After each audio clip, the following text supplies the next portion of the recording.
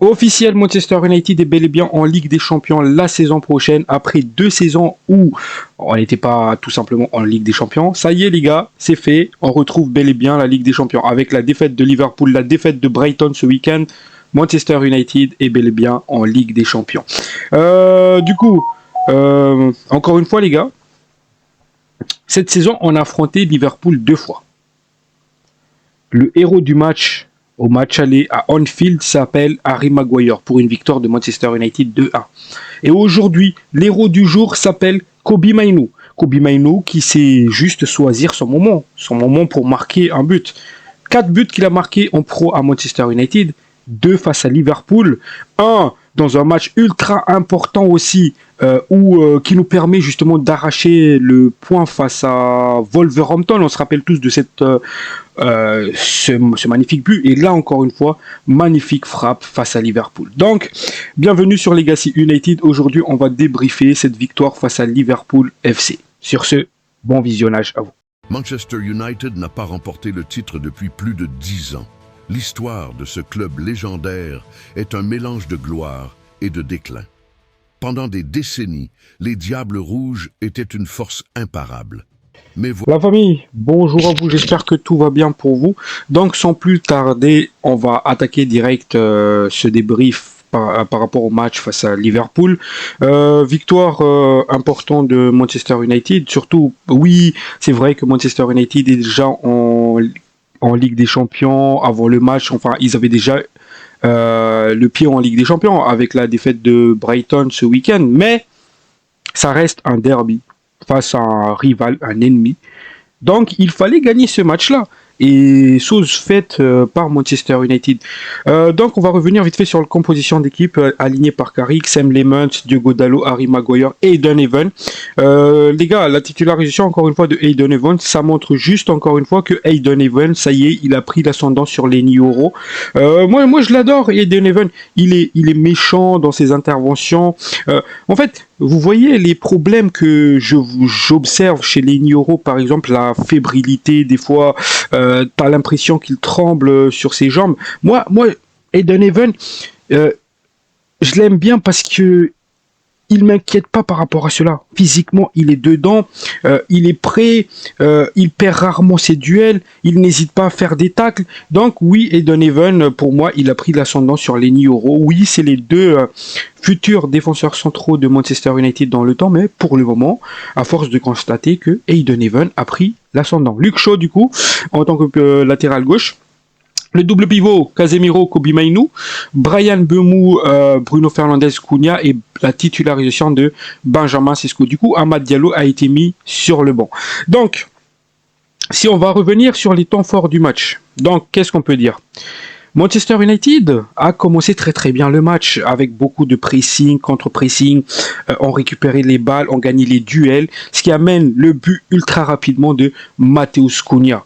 Matheus Cunha, c'était juste magnifique l'action, la manière dont Manchester United s'est construit le but. Magnifique frappe de Matheus Cunha. Manchester United mène 1-0. Et ce qu'on peut observer dans cette première mi-temps, c'est que Manchester United avait la domination, la possession. Enfin, Manchester United était tout simplement le plus dangereux pendant les 15 premières minutes.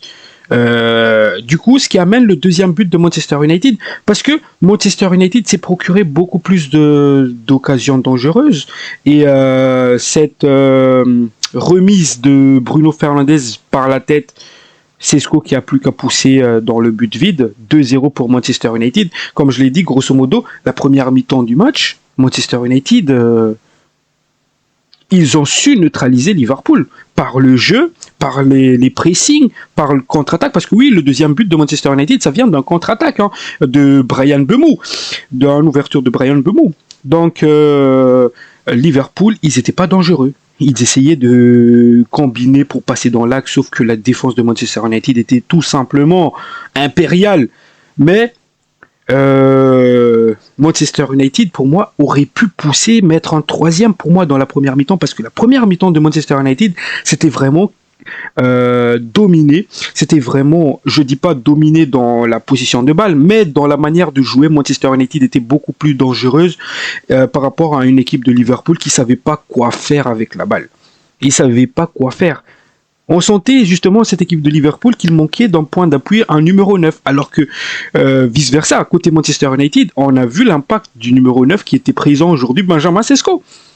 Et ce qui est encore plus marquant pour moi dans ce match-là, c'est que, ok, Brian Mbeumo ne marque plus en ce moment, il est un peu dans une mauvaise passe, mais rappelez-vous en début de saison qui marquait tout le temps, c'était Brian Mbeumo. Et qui ratait beaucoup, c'était Matheus Cunha. Ce que je veux dire par là, c'est que Manchester United n'est plus dépendant d'un joueur offensivement. C'est que si un n'arrive pas à marquer, l'autre il va marquer. Donc juste très très content par cela. Et en deuxième mi-temps, par contre, les gars, il y avait eu un changement qui a été effectué justement par Carrick, parce que Sesko, j'ai vu que Sesko il boitait un peu quand il est sorti. J'espère que c'est rien de grave déjà. Donc on fait rentrer Amad Diallo. Et Amad Diallo, sur sa première balle, il essaie de faire une passe en retrait sur Casemiro, il me semble. Il se fait intercepter par Szoboszlai. Szoboszlai qui transperce la défense. Ok, les gars, Amad Diallo, il a essayé de faire l'effort de le rattraper, hein, mais à un haut niveau, tu n'avais pas le droit de faire cette passe ratée là, parce que justement à côté il y avait Bruno Fernandes qui demandait la balle, toi tu as préféré justement revenir sur Casemiro, sauf que t'as pas assuré ta passe, tu as vu que la ligne de passe était coupée par Szoboszlai, tu as quand même tenté. Ça les gars, je mets ça dans la catégorie erreur de jeunesse. Amad Diallo c'est un jeune joueur, il va encore évoluer, mais à ce niveau-là, il n'avait pas le droit parce que justement il relance Liverpool dans ce match. Il relance Liverpool, alors que Liverpool, ils étaient pas du tout dangereux. Franchement, moi, j'avais pas peur de cette équipe de Liverpool. Je les ai vus jouer comme ça en première mi-temps. Je me suis dit, deuxième mi-temps de Manchester United, ça va être pépère. Sauf que là, on donne le bâton pour se faire battre. Donc, première faute. Et un peu plus loin aussi, il y a la faute de Sam Lemans. Les gars. Ok, c'est sa première connerie depuis son arrivée à Manchester, parce que le commentateur Canal, il disait justement que Sam Lemans, il a eu un début compliqué avec Manchester United, parce que c'est lui qui a commis l'erreur face à Arsenal, premier match de la saison face à Arsenal. Non. Commentateur de Canal, veuillez faire vos révisions. Parce que c'était pas Sam Lemans qui était titulaire face à Arsenal. Enfin, le premier match de la saison, c'était Bayandir. Donc là, on est bien. C'est le premier bourde de Sam Lemans à Manchester United. Donc j'espère que, encore une fois, que les gars, moi, du moment que ça se répète pas, moi ça, je peux pardonner. C'est vrai qu'à ce niveau-là, il n'avait pas le droit de faire cette passe-là à l'entrejeu. Il fallait qu'il décale sur Harry Maguire sur le côté. Donc, encore une fois, on donne le bâton pour se faire battre. En fait, c'est simple. Liverpool, ils étaient tellement pas dangereux dans ce match-là que Manchester United a fait 2 cadeaux à Liverpool. C'est tout simplement cela. Donc, évidemment, Manchester United repart à l'attaque pour essayer de marquer. Et on arrive sur le fameux but de Kobbie Mainoo. Ah là là, les gars, le talent qu'il a. Les gars, Kobbie Mainoo, il a passé une semaine de dingue. Il a prolongé à Manchester United et juste après, il va mettre son but. Comme je l'ai dit tout à l'heure, le gamin, il choisit son match. Parce que les buts qu'il a marqués au final, Kobbie Mainoo, pour Manchester United, c'est des buts ultra importants. Il a marqué 2 buts face à Liverpool. Je pense qu'il a marqué un face à Manchester City en FA Cup. Justement, le but qui nous a donné le trophée de FA Cup sous Eric Ten Hag. Je pense que c'était Kobbie Mainoo. Le but qu'il met face à Wolverhampton, c'était son premier but avec Manchester United, il me semble, où Manchester United était en train de faire un match nul. Et là, il te fait un panel de dribbles enroulés, plat du pied, côté opposé, but. Il trompe José Sa et but. Et là, ce but-là, c'est aussi un but important. Ok les gars, ce match-là, au final, avant le début du match, Manchester United avait déjà un pied en Ligue des Champions avec la défaite de Brighton justement pendant ce week-end.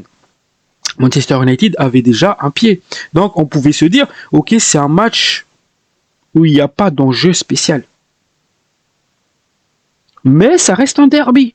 Pour moi, il y avait de l'enjeu dans ce match-là. De 1, parce que c'était un derby. De 2, parce que Bruno Fernandes, il avait des records à battre. Et de 3, je veux pas perdre face à Liverpool. Donc voilà, on a su réagir pour remporter cette victoire ô combien importante, parce que tout simplement, on a affronté Liverpool 2 fois cette saison et on les a tapés 2 fois. 2 fois, on aurait pu partir avec un clean sheet, tellement cette équipe de Liverpool, ils n'étaient pas dangereux du tout. Du moins, jusqu'à l'entrée d'un certain Rio Mavueda. C'est ça le joueur là. Ouais, c'est ça, Rio Nugumwa. Lui, par contre, il a vraiment mis à mal Diogo Dalot, Amad Diallo sur le côté. C'est aussi une pile électrique très rapide avec son enroulé. Il m'a fait peur, ce gars-là. Parce que le danger, en fait, de cette équipe de Liverpool vers la fin du match, c'était quoi? C'était Rio, justement. Parce que Rio, il arrivait à passer facilement Diogo Dalot. Donc, j'avais cette peur-là, mais au final, Manchester United était soudé défensivement pour finir le match. Et surtout que depuis le but de Kobbie Mainoo, l'ascendant psychologique est revenu à Manchester United. On recommençait à regagner les duels et on recommençait justement à pousser cette équipe de Liverpool à l'erreur. Ce qui fait que Manchester United aujourd'hui s'en sort avec 3 buts, mais a quand même encaissé 2 buts cadeaux. Donc voilà les gars, au final, ça y est, c'est officiel, Manchester United est bel et bien en Ligue des Champions. Si on revient sur les stats, 17 tirs pour Manchester, 5 cadrés pour 3 buts. Liverpool, c'est 12 tirs pour 4 cadrés, 2 buts. Donc, position de balle, évidemment, c'était largement pour Liverpool. Précision de passe, c'est à peu près équilibré. Et il y avait un truc qui m'a fait rire, justement, les gars, pendant le match, c'est que les commentaires Canal, ils étaient en train de dire que maintenant, on sait que Liverpool, il a choisi son camp. Enfin, que l'arbitre, il a choisi son camp. Parce que justement, vers la fin du match, il y avait des décisions qu'il prenait à l'encontre de Manchester United. Par exemple, quand il bloquait Bruno Fernandes pour intercepter la balle à l'entrée de la surface de réparation, etc. Du coup, ça m'a fait bien rire. Et voilà. Maintenant, si on va revenir vite fait au classement de Manchester United, Manchester United est à la 3e place. Maintenant, on a 6 points d'avance par rapport à Aston Villa et Liverpool. Et voilà. Moi, je pense qu'au final, la saison de Manchester United n'est pas dégueulasse, surtout la deuxième partie, parce que, les gars, cette saison, quand même, Manchester United a battu des équipes, des grosses équipes. On a battu City, Arsenal. On a failli battre Arsenal aussi au match aller chez nous à domicile en début de saison, si on ne s'est pas fait voler. On bat Liverpool 2 fois, on bat Chelsea 2 fois, on bat, comment il s'appelle, Arsenal 1 fois, on bat Tottenham 1 fois et on fait un match nul face à Tottenham. Donc je trouve que cette saison Manchester United s'en est bien sorti face au gros de la première ligue. Donc sachant que la saison dernière on était 15e il me semble au classement, qui aurait cru que Manchester United finirait 3e? Après vous allez me dire oui, mais cette saison Manchester United pouvait juste se concentrer sur la première ligue parce qu'on était vite fait on s'est fait vite fait sortir en Carabao par Grimsby, puis en FA Cup. Et vu qu'on jouait pas l'Europe, donc Manchester United avait moins de matchs cette saison et a pu se concentrer seulement sur la première ligue. Mais voilà, encore une fois les gars, moi je trouve que ça fait du bien de revenir en Ligue des Champions. Carrick, il a fait le job. Ce qu'il a proposé aujourd'hui, Carrick, j'aime beaucoup. j'aime beaucoup ce qu'il a proposé. Hein. Parce qu'encore une fois, oui, Manchester United a encaissé 2 buts, mais ces 2 buts-là, c'était des cadeaux des joueurs de Manchester United. C'était pas la faute de Carrick en soi. Parce qu'il a fait ça, il a fait rentrer, oui, Amad Diallo, mais Sesco, il était blessé. Ok, il aurait pu faire rentrer Patrick Dorgu à ce moment précis, mais voilà. Pour moi, le changement Sesco-Amad, c'était plutôt logique. Donc Amad qui fait sa bourde derrière, ça montre juste aussi que le joueur, il est en perdition. Par contre, la combinaison là, les gars, l'ouverture de, comment il s'appelle, de Casemiro, qui va chercher Bruno Fernandes en profondeur, le contrôle de Bruno Fernandes, et là, il te fait la passe à Brian Mbeumo. Brian Mbeumo qui fait une talonnade pour essayer de marquer, qui tape le poteau. Les gars, c'était magnifique cette action-là. On voit des combinaisons comme ça qui me fait vraiment plaisir. Et en fait, je me dis que quelque part, avec un bon recrutement à Manchester United, cette équipe-là, en fait, elle va faire que progresser. Donc, très très content, très très content. Donc, voilà, j'ai fait le tour de tout ce que j'avais à dire, les gars. Donc, prenez soin de vous, la paix sur vous. Ciao, ciao.